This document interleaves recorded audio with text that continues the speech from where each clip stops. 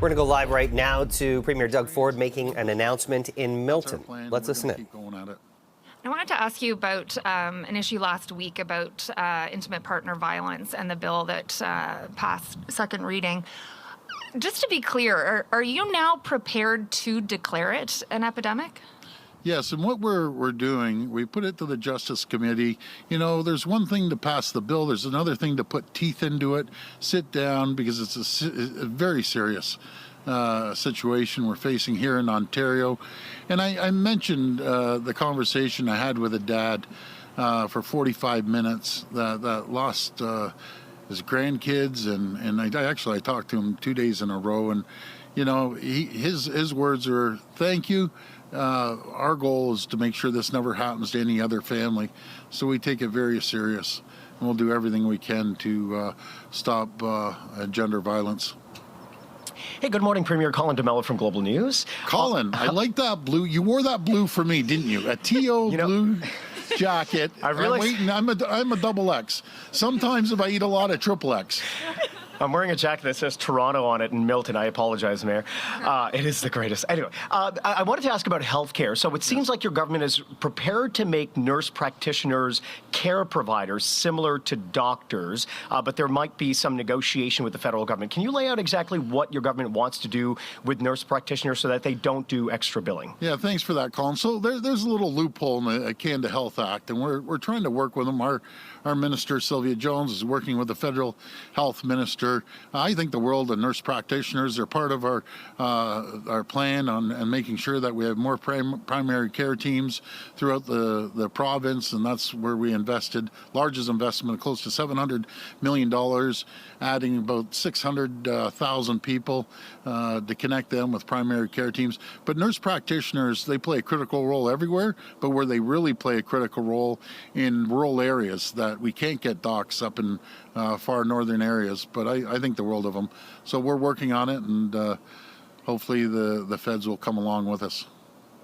And when it comes to housing, we asked the Prime Minister and the Housing Minister last week about the $5 billion fund, and they said that they are unwilling, while they'll hear out Ontario's position, they are unwilling to give money to a province that still has restrictive housing policies when it comes to fourplexes. Are you willing to forego some of that funding from the federal government, even if it means sticking with your fourplex plan? You know, it's funny, I watched you ask that question, and all we're saying is there's 444 municipalities. We don't want to overrule the municipalities. They know best. The federal government, the provincial government doesn't know best. The municipalities know best, and we're going to work with them. Some may want as of right, some may not. I know, quite a few that don't. But let's all work together. I just want to be collaborative, and not just to take that approach like the feds. Well, we're just going alone. Well, you can't work that way. I want to work with the federal government, municipal government, and the provincial government. If we all work together, we get things done. We all want the same goal. We all want to build homes. So let's work together. You get a bigger bang for the money that you're putting out there. Hi, Premier. Laura Stone, Globe and Mail. Laura.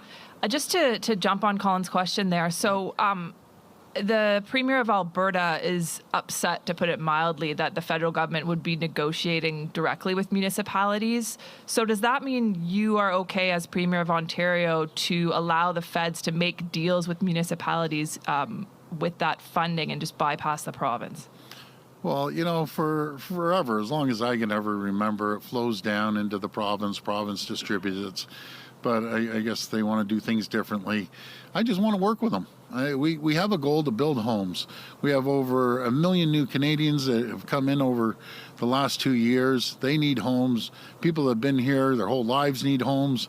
And all I'm saying is if we all work together and pool the money, we can get more done, and we can get it done a lot quicker, rather than they have a plan, we have a plan, municipalities have a plan. I think it's a no-brainer. Let's be collaborative and cooperate with each other. So we're going to let the municipalities decide, and I appreciate any money coming from the federal government. So I'm okay with letting the municipalities deal with this, not the federal or provincial governments.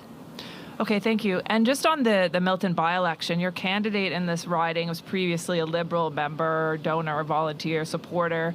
The Liberals are calling him a turncoat, a floor crosser.